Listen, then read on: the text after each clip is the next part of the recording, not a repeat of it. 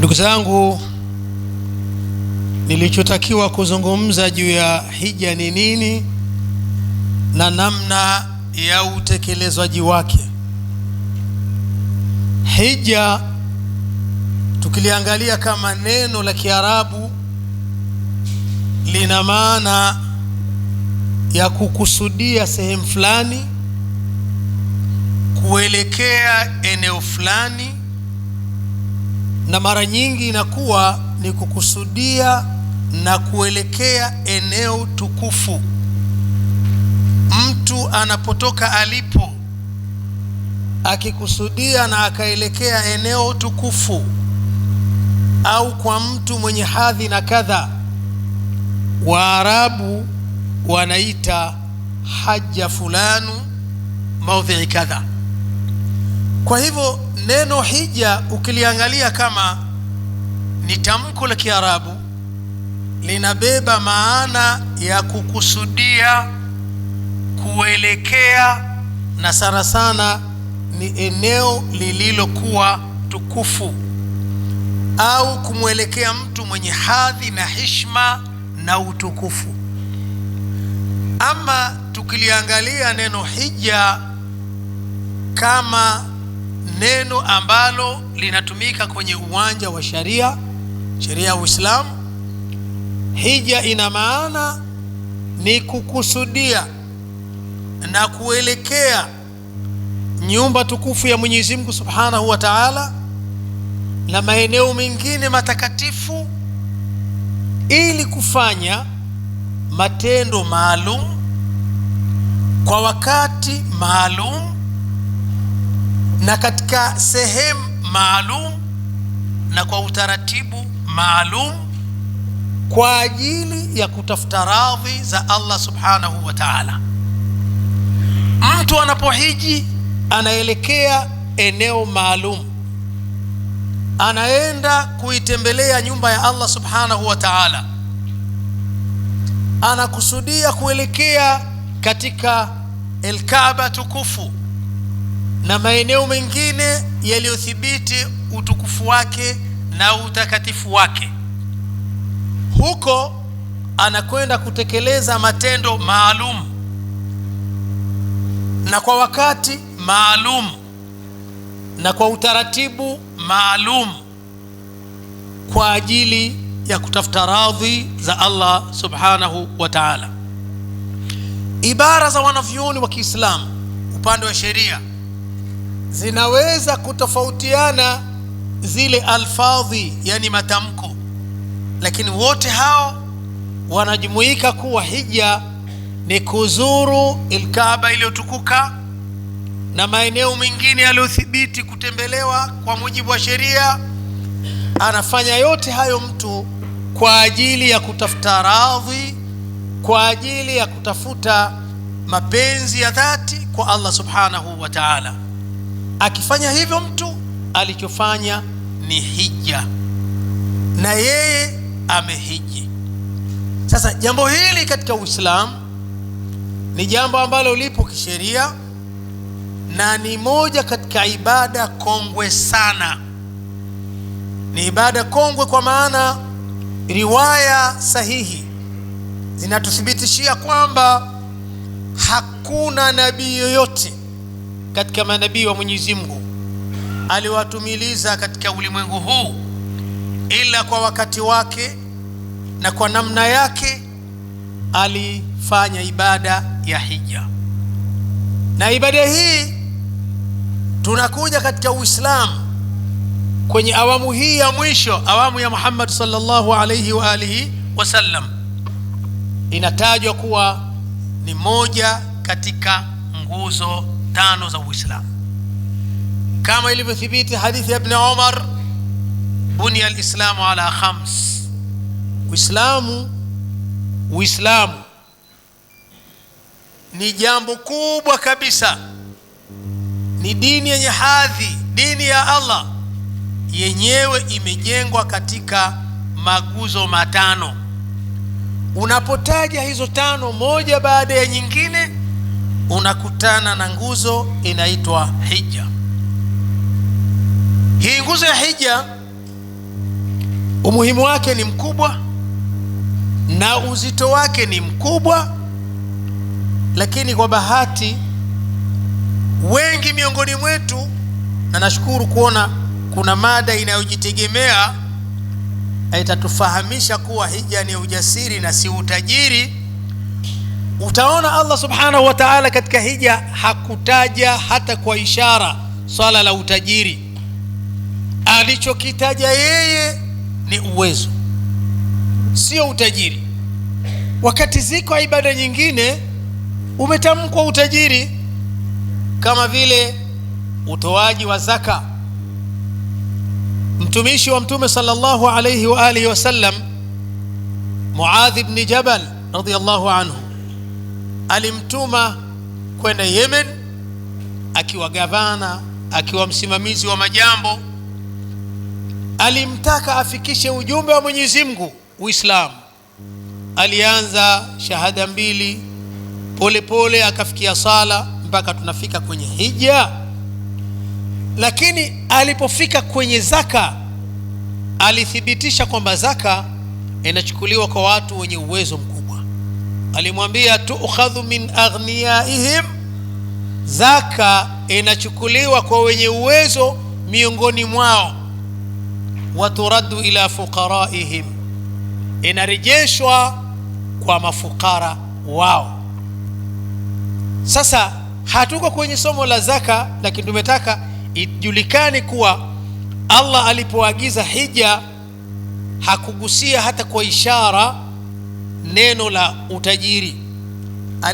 Alichokisema bayana hapa ni uwezo, na ndio maana tunaona ni vyema watu wakajua uwezo katika hija ni nini, ili mtu baada ya hapo atajihukumu mwenyewe kwa mujibu wa kigezo hicho, kwamba yeye ni miongoni mwa wenye uwezo ila tu hawajibiki, au kweli uwezo anao lakini kwa uzembe wake huyo anadhima mbele ya Mwenyezi Mungu Subhanahu wa Ta'ala.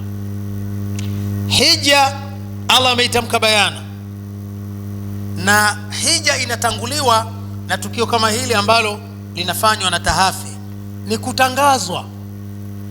Hija haiwezi ikaachwa tusubiri muda wa hija watu watoke majumbani wanaenda, lakini kuna wajibu wa kwanza kule kuitangaza. Kila taasisi, kila kikundi kina wajibu kwa mujibu wa sheria kutumia uwezo ambao Allah amejalia wanao kuhakikisha kwamba wanaitangaza. Na katika kutangaza kuna maanisha kutolewa elimu ya hija, ili mtu asije akafikiri kwamba ana ruhusa ya kuchagua aende au asiende. Mtu anapoamua kutokwenda hija ifike mahali aone haendi, huku akijua kwamba anatenda makosa, kwa sababu watu wenye uwezo mkubwa wanafanya makubwa yasiyoweza kufananishwa na utendaji wa hija. Lakini wanaweza, wale walioruzukiwa watoto 5, 6, 7, mtu amewasomesha sio kutoka nasari mpaka chuo kikuu, ana degree ya kwanza, ya pili, ya tatu. Hakuna mtu ambaye anasema mimi huyu mtoto wangu unamuona mjinga, hajui hata kusoma wala kuandika wala kuhesabu sababu sina uwezo. Ukifanya mahesabu waliwasomeshaje, atakwambia hivyo hivyo, kwa kuwa ilikuwa target yangu watu wasome, watu waelimike. Nilichukua swala la elimu kwa familia na watoto wangu ni kipaumbele changu, ni wajibu wangu. Kwa hivyo aliyapanga matumizi yake na bajeti zake, ikiwemo hii agenda ya hija. Lakini tatizo, asilimia kubwa ya Waislamu hasa humu mwetu wamebweteka kudhania kwamba hija ni ibada inatekelezwa na matajiri, na kwa kuwa yeye si tajiri halipo kabisa katika mipango yake. Kuna wakati sisi tulikuwa tunafanya jaula ya kuhamasisha hija katika baadhi ya msikiti umejaa watu wengine 300, 400. Unamwambia jamani, hapa tuko ndani ya nyumba ya Mwenyezi Mungu na kila mtu awe mkweli kwa Mola wake. Ni nani huyo aliwahi siku moja akaamka usiku, ule usiku wa matangazo ya Jalla wala, nani anataka nini, nani anataka hivi? Ni nani aliwahi kuamka akamuomba Mwenyezi Mungu amuwafikishe kwenda hija? kwa makusudi kabisa, tuambizane bila kuongopeana. Unakuta msikiti mzima hakuna mtu aliyethubutu kuinua, bali hata mashekhe hawa wanakimbiliwa sana karibu ya mitihani. Shekhe bwana, nikuja mtoto wangu bwana, kesho kutwa atafanya mtihani, mstakata dua yako. Lakini hakuna mtu ambaye anafanya dua ili awezeshwe na Mwenyezi Mungu kwenda hija, kwa sababu tayari tushajihukumu kwamba hija ni ya matajiri, haiko kabisa katika mipango yetu. Anaweza kuwa mtu na mipango hata 20, lakini huwezi ukakuta hija angalau imekuwa ndio ya 20 angalau. Sasa hii ni hatari, ni hatari, kwa sababu Uislamu unapohitaja hija kuwa ni moja katika nguzo za Uislamu, maana yake ni kubomoa Uislamu. Lakini baya zaidi, ukisoma ile aya tumekuta hapa tumesomewa, acha hii ya kutangaza. Ukiwa hutangazi peke yake unadhima, waadhin fi nnasi. Na mara nyingi tukitaja aya za hija tunawakumbusha ndugu zangu, na hasa wale ambao bado wana kasi ya kusoma, watazame ile falsafa yenyewe ya hija. Inawataja watu kwa neno. Unapozungumzia maudhui ya hija, watu wanaitwa kwenye hija kwa taito ya watu. Hata swala la imani haliguswi, si kwamba haizingatiwi, lakini kana kwamba madamu wewe ni mtu basi ni mlengwa wa hii. Kitu gani kinatakiwa? Sasa utajua cha kufanya. Lakini angalia, waadhin fi nnasi walillahi ala nnasi ja'ala Allahu al-Ka'bata al-Bayta al-Harama qiyaman linnasi.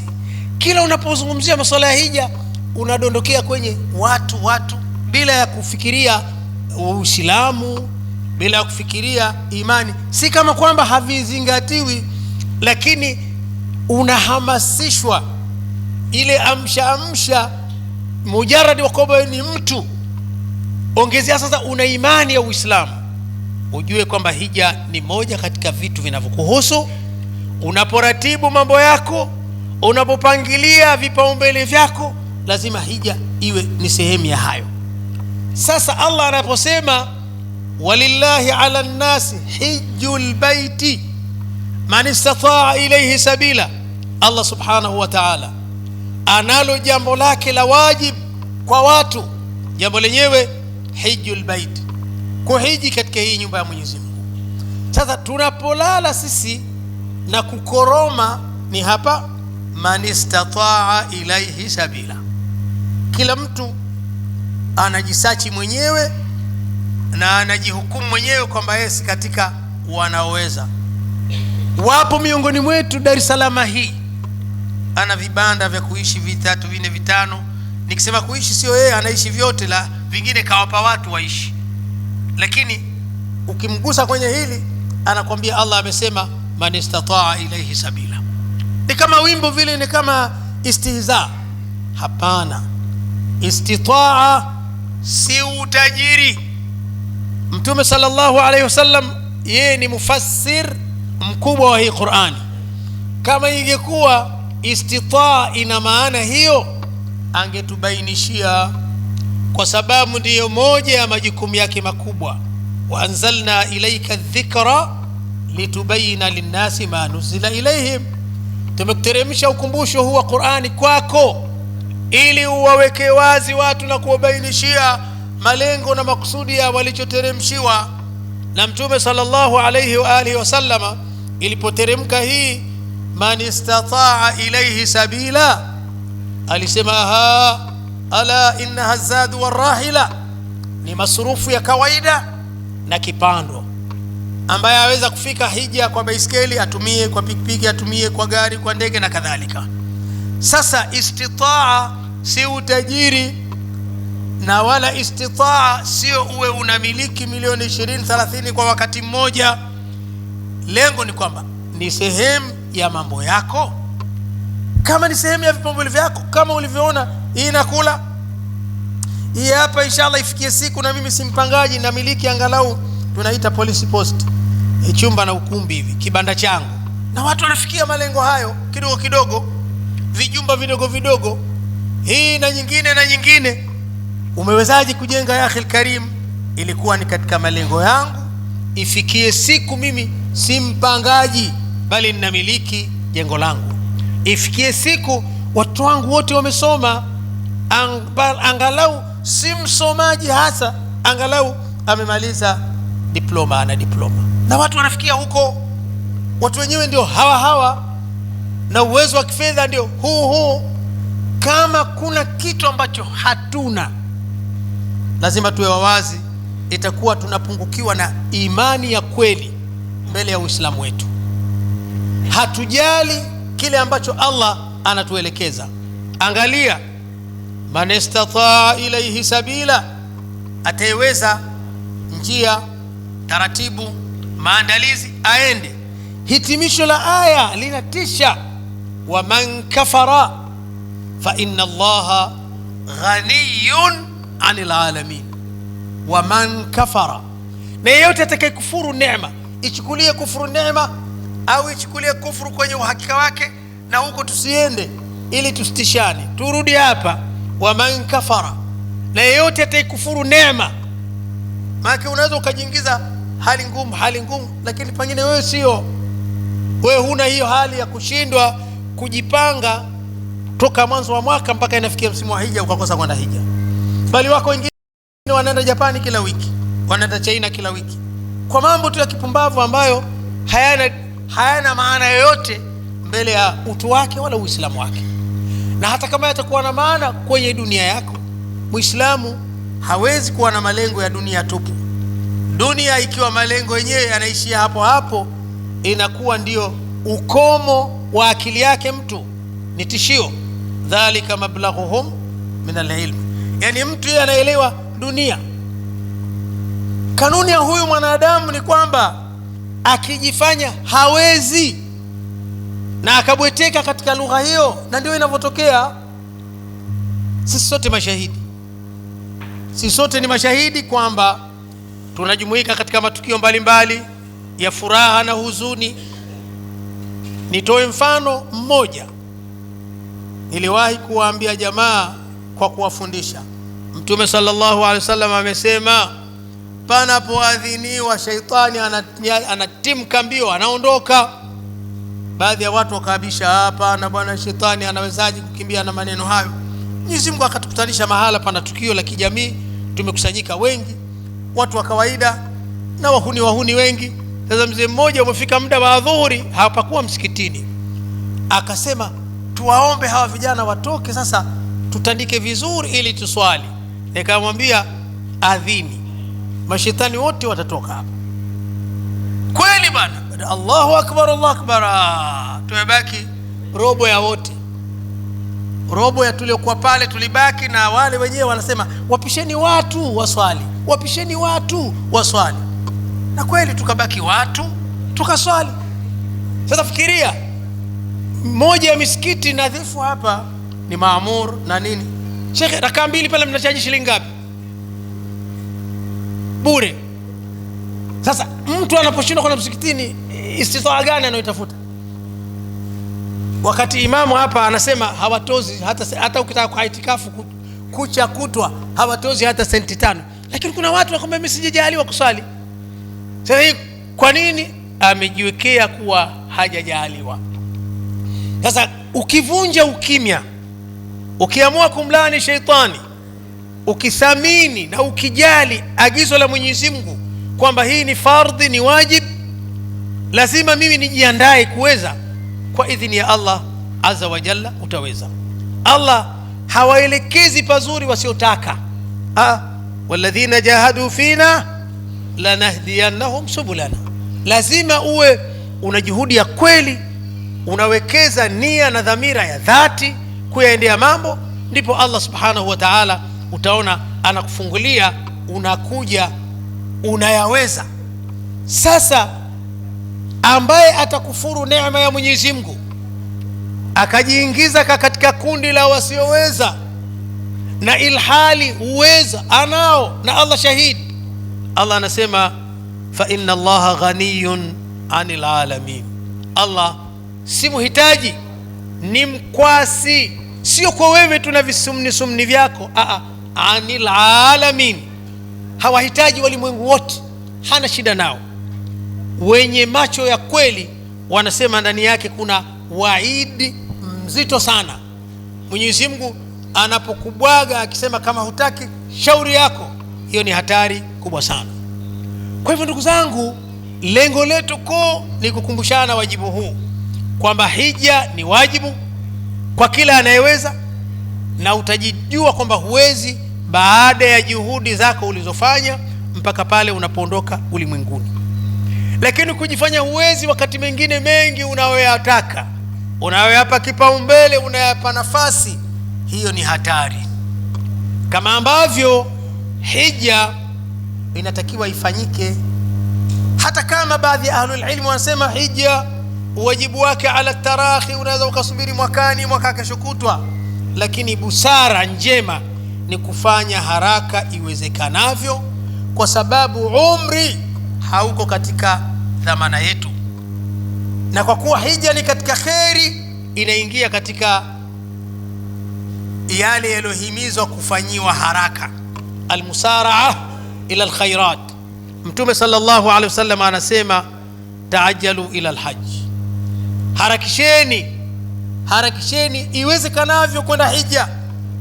Fa inna ahadakum, hakika mmoja wenu, la yadri, hajui, madha ya'ridhu lahu, kitu gani kitakuja mtokezea huko mbele. Kuna mengi yanawatokezea watu, wanajutia fursa walizopoteza. Kuna kudorora mtu kiafya, a'adhana Allahu min dhalika. Kuna kuchafuka hali za amani, a'adhana Allahu min dhalik, na mengine mengi, bali kuna kufilisika na kuharibikiwa. Sasa hii imekuwa kama sala, ukifilisika baada ya uwezo umekosa kuutumia vizuri, wewe una dhambi. Kama ilivyo swala, mtu aliwahi pakadhiniwa yuhai mzima, akapuuza, hakujiandaa kwa lolote, baada ya robo saa akajifia, hii inaingia katika hisabu kwamba alizembea kuswali, kwa sababu ulipata muda unaotosha kuweza kuswali lakini hukuutumia. Kwa hivyo hija hii isichukuliwe kama ni jambo la hiari, wala isichukuliwe istitaa kwa maana tunayoitaka sisi. Istitaa kwa maana ya Mtume sallallahu alaihi wasallam ni kumiliki masurufu na kumiliki gharama za kipando, na vinaweza vikaongezeka vingine vinavyoendana na dunia ilivyo, ikiwemo hali ya amani, hali ya usalama na hali za kisiasa. Yani kwa mfano, mtu aweza pengine kwa siasa ya nchi akanyimwa visa, kaonekana huyu asipewe.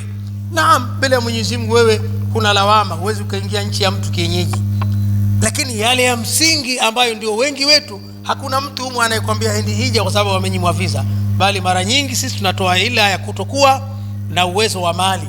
Lakini sherehe zetu tunafanya katika kumbi zenye gharama kubwa, tena mtu tu peke yake amekaa yeye na mkewe, imezidi na shemeji zake, wanafanya mambo makubwa. Lakini watu hao maisha yao, neno hija haliko katika misamiati yao. Kwa kweli hiyo ni hatari na tunadhuru Uislamu wetu. Lakini ziko hadithi nyingi ambazo nyingine zinatisha. Hadithi mojawapo inayotisha ni ile ambaye Mtume sallallahu alaihi wasallam amesema, man malaka zadan wa rahila, mtu yeyote Muislam anayemiliki masurufu na kugharimia kipando, tubalighuhu ila baitillahi alharam, uwezo ambao unawezesha kabisa yeye kufika Maka akahiji, lakini akaamua kutohiji, falam yahujja. Riwaya inasema Mtume sallallahu alaihi wasallam amesema, fala alayhi an yamuta yahudiyan au nasraniya, hakuna sababu ya kuchagua wala kunyanyapaa, ni hali moja, afe myahudi au afe akiwa mnasara, kwa maana hamna cha Uislamu. Na riwaya hii pamoja na baadhi ya wanavyoni kuna maneno waliosema, lakini kuna athari ya Umar ibn al-Khattab radhiyallahu anhu. Yeye katika zama zake alifikiria kuunda timu ya watu itakayoenda katika miji mbalimbali ndani ya mamlaka yake. Anasema, walaqad hamamtu, kwa hakika nilifikia mahala nimekusudia kabisa kufanya hili. Jambo gani? An ab'atha rijalan, kuwatuma watu ila hadhihi al-amsar, kwenye miji hii mbalimbali, majimbo mbalimbali, mikoa mbalimbali, waende huko. Wakishaenda wafanye nini? Fayanzuru, waangalie, ila man indahu jida, kwa mtu mwenye uwezo. Wafanye kama sensa hivi, kila mwenye uwezo ameenda hija. Ikithibiti kuwa nimeletewa orodha ya watu ambao walithibiti kuwa wana uwezo lakini hawakwenda hija, nitaamrisha falyadhribu alaihim aljizya, wawekee tozo maalum. Katika nchi za Kiislamu huwa kuna tozo maalum wanatozwa wasiokuwa Waislamu wanaoishi katika mamlaka za Kiislamu, wanalipia huduma wanazopata hasa za usalama na amani, sababu nchi hizo askari wao wa ulinzi wa nini ni Waislamu wameajiriwa. Hawa wasiokuwa Waislamu hawaaminiwi kupewa lindo, hawaaminiwi kuwa ni polisi, lakini bado wanaishi katika jamii ile, wanafaidika uhondo ule unaosimamiwa na Waislamu.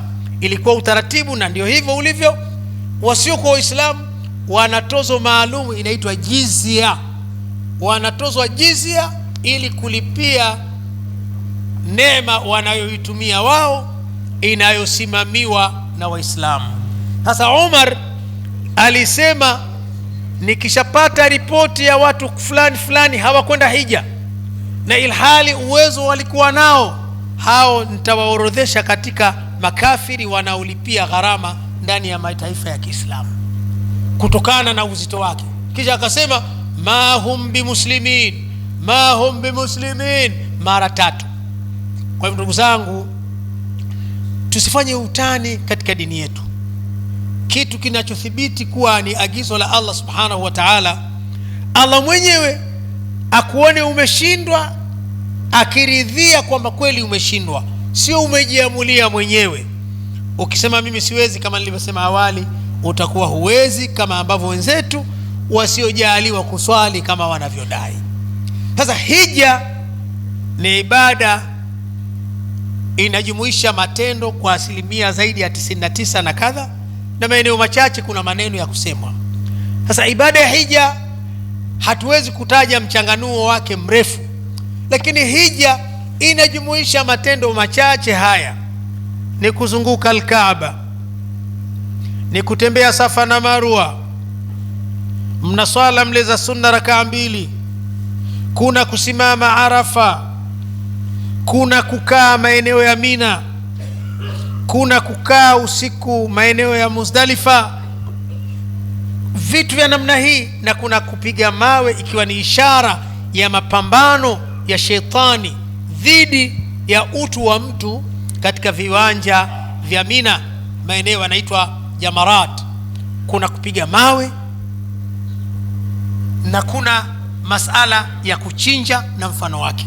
Sasa vitu hivi vinaelezwa katika mataasisi yetu kwa upana wake, lakini kubwa ambalo tungependa litambulike kwamba hija ina matendo machache, sio mengi kiasi hivi, yanafanywa na yanatekelezwa katika maeneo matakatifu Maka na viwanja vyake.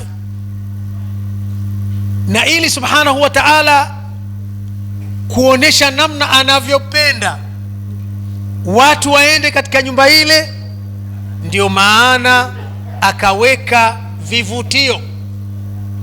Allah subhanahu wa ta'ala ameweka vivutio katika eneo lile, haram ya Makka. Kila swala inayoswaliwa kwa mujibu wa Mtume sallallahu alayhi wa alihi wasallam, kila swala inalingana na swala 100,000 zikiswaliwa maeneo mengine. Jaribu kufanya mahesabu ya kawaida.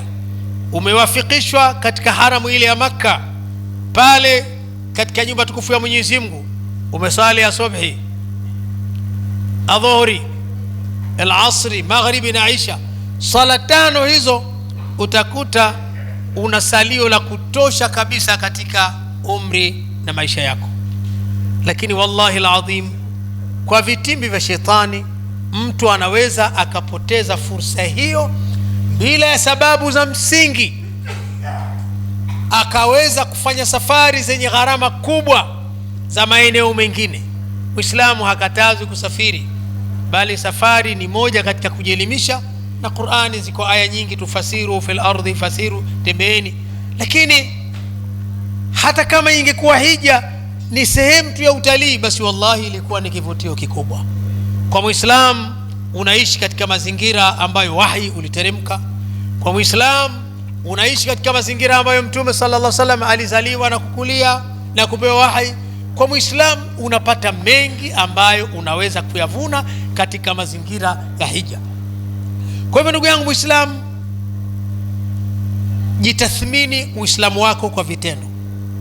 Uislamu sio maneno, Uislamu sio kujidai mimi ni Muislamu. Ni wajibu mkubwa wewe na mimi kuhakikisha kwamba unajipanga mwaka huu au mwakani kulingana na uwezo wako. Hakikisha kwamba unatimiza wajibu huu kwa ajili ya dini yako. Nimalizie eneo hili kwa kusema, kutokana na ulazima wa hija, wanavyuoni hasa wa Kishafii wametofautiana. Wamesema laiti kama mtu ingekuwa anamiliki kijijumba kimoja, kama atakiuza kwa ajili ya hija atalazimika kuwa mpangaji. Sasa je, auze aende hija awe mpangaji au hapana? Utakuta pale mzozo wao, na hasa kina Imamu Ibn Hajar na kina Imamu Ramli. Imamu Ibn Hajar sema auze, maadamu ataweza kupanga akalipa, auze bwana. Wengine wasema hapana, ikifikia hatua kama hiyo bora abakie. Lakini sasa sisi sio ya kukaa mwenyewe tu, una nyingine na nyingine na nyingine za kibiashara. Uislamu haukatazi mtu kuwa anafanya biashara au ana pesa nyingi, lakini pesa tunazozipata tuzitumie kwa ajili ya kumridhisha Allah subhanahu wa ta'ala. Qarun, miliki mkubwa wa mali katika nyakati zake. Qur'ani inatuambia pamoja na teknolojia za zama hizo, ufunguo pengine ulikuwa una gramu kadhaa uzito wake, potelea mbali, lakini tunaambiwa na Qur'ani yale mafunguo tu ya kufungulia kasha hili na hili la fedha, ilikuwa kuna mtu ameajiriwa na likizo anaomba nyingine bila malipo kwa kazi ngumu ya kubeba funguo zinazohifadhi fedha za Qarun.